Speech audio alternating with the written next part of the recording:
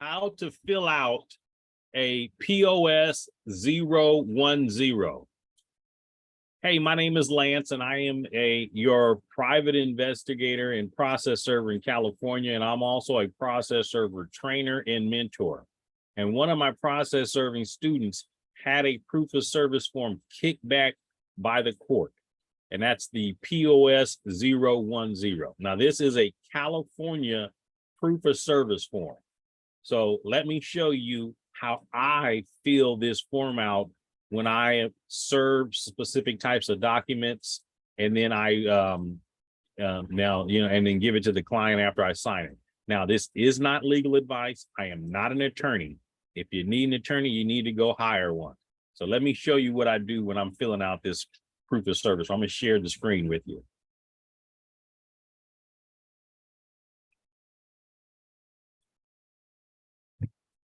Now, this is a POS 010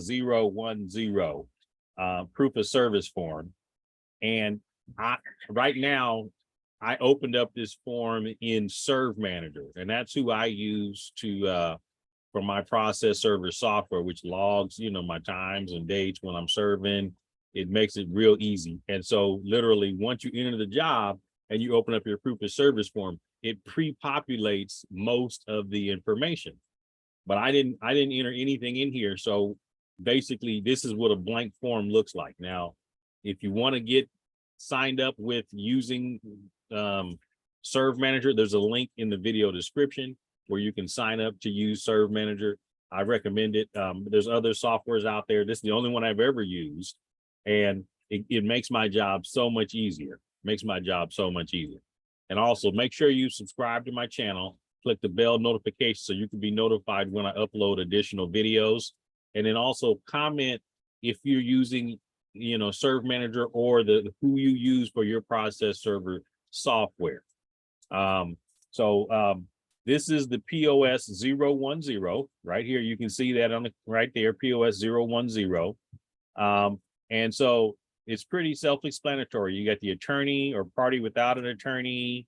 It has their contact information. You have your court information here, the plaintiff and the defendant, the case number here, reference number, file number, that's assigned by Serve Manager. So I just leave that blank. This is a proof of service of summons. So this is when you're serving a complaint and summons. California forms, complaint and summons. These are the forms that this is what you'll fill out. So you have, the different types of documents that you serve: summons, complaint, alternate dispute resolution, the ADR package, the civil case cover sheet, a cross complaint, and other. So that's like, memorandum of whatever else that you're serving is not listed here goes here.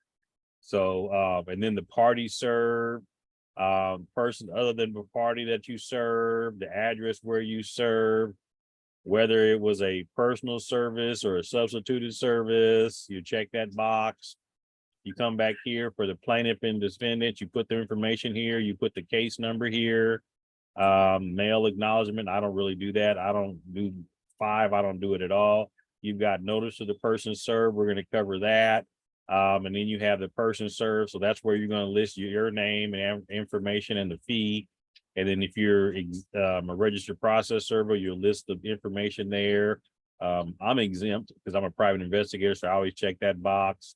And then you click the declare box or number 8, and you date, and you print your name here, and then you sign it. That's the form in essence. So first things you want to do is and I get this information from the paperwork from the client. Okay, so I get this information from the paperwork from the client. And then also on my website, when a person fills out the form on my website, it has all this same information. So usually I'll just go to the form and copy and paste it. Okay, so we're gonna create up some fake stuff. So Jane Doe attorney. Okay, so that's their name, and then we put their bar number. Usually, where's the number? What's the $? Bar number 1, 2, 3, 4, 5. That's their state bar number. And then you put their address, 1, 2, 3, fake address.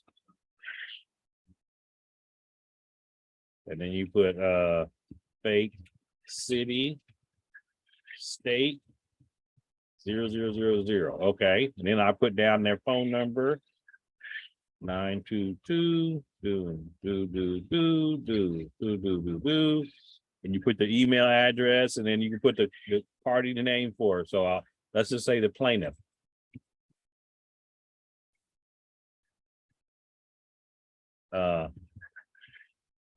John Doe is the plaintiff. And then the court, you're going to put the Superior Court County of, let's just say, Los Angeles. And then you will put the address for the court in Los Angeles. I'm making all this up.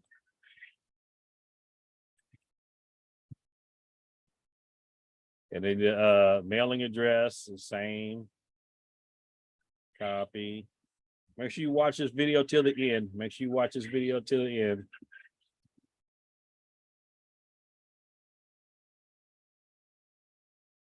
$00500. Okay, and the branch name is say fake. Okay, so the plaintiff is John. Defendant is, let's just say, is fake defendant.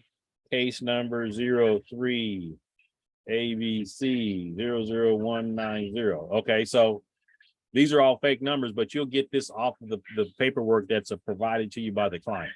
Okay. Did I spell defendant wrong? Let's go get the corrected defendant. Bam, there it is. Okay, so gone through the paperwork.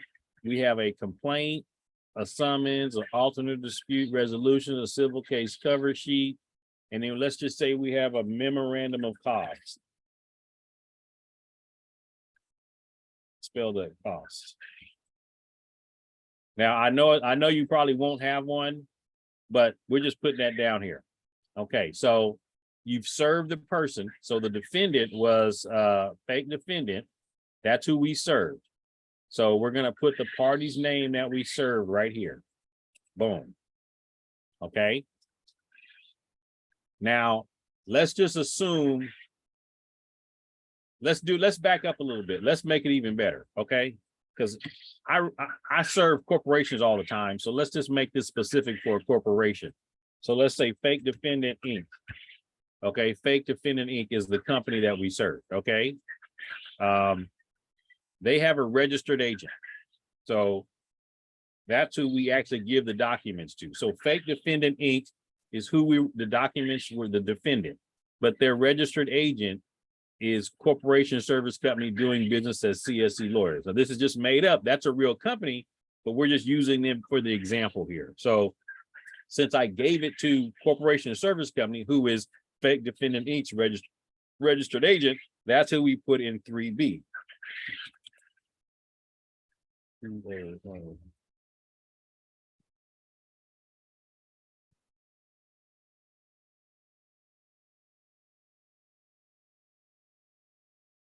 Okay, excuse the chirping that you hear. I'm an urban farmer and I raise quail for meat and eggs, and they're in the next room over, make chirp, the roosters are crowing. So just excuse that noise, but that goes on. I don't mind it. And then I put down the person's name that I gave it to. So let's just say Jen Batista. Okay, and then you want to, for 4, you want to put the address where you served it. So this is the address of the registered agent. 10.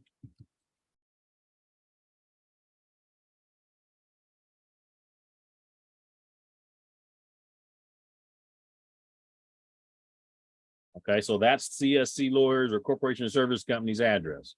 So Fake Defendant Inc. at their registered agent. And then we did it by personal service. So we're going to click personal service. You put the date that you served it. So we're going to put 7. Okay, so we served it yesterday, and then we're going to put the time. Let's just say we did it at 12:55 p.m. Okay, so that's who we the time that we served at that address. Now, if you did substituted service, you would just fill this out specifically on substituted service. Now, in my process server training course, I go into what a substitute service is. We're not going to do it in this video, but I go into what a substituted service is. But you would just fill out the appropriate thing if it was a substituted service. Now we're going to go and put the plaintiff's name and the defendant's name. So we're just going to copy it. Copy.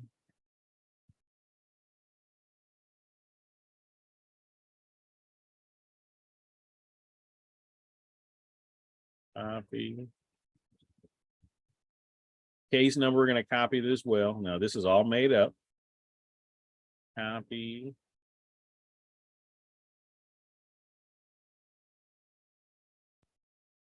Okay, so 5C, mail acknowledgement of receipt of receipt. This has nothing to do with that. I very seldom have done any of that at all. I mean, probably nothing. So just ignore 5 at all together. Now it's number 6. Notice of the person served. So if we were serving a person, it would be an individual. If it was a fictitious name as an occupant, but we're doing it on behalf of. So this is going to be the entity name that we serve. So fake defendant Inc. We're going to copy that and we're going to paste that in here. Okay, and then we're going to click corporation. That's how it works. Now the fee for service, you put in your fee. So I would put in here my fee for serving the documents, and then you would check the registered California process server and you put your information here, registration number and county. But I'm exempt because I'm a private investigator. So I click exempt and I go to number 8, click number 8, and then we hit the date 7/12/20. Okay, and then you sign it. Okay, now this is one of the things I like about Serve Manager. Look at this. Boom, it's signed, and I could share that and it would send this proof of service form to the client. That's how quick and easy it is. That's how easy it is. I can send that to the client. So hope you learned something on how to fill out a proof of service form. Now, this is for California, but most states have the same information on the form. You just have to find out where it is and where to put it. Now, if you want to learn how to become a process server, I have an online process server training course where I teach you who to serve, how to serve, and how to fill out the paperwork. Or if you're already a process server and you want to make more money and make an easier job, I have a course also to teach you. It's an advanced marketing course to teach you how to market towards registered agents so that you can get clients calling you to serve corporations, LLCs, partnerships. It's super simple. You don't have to worry about dogs, people not being there, making multiple trips. You just go to registered agents. So that's what I do. Make sure you subscribe to my channel and click the bell notification so you can be notified when we upload additional videos.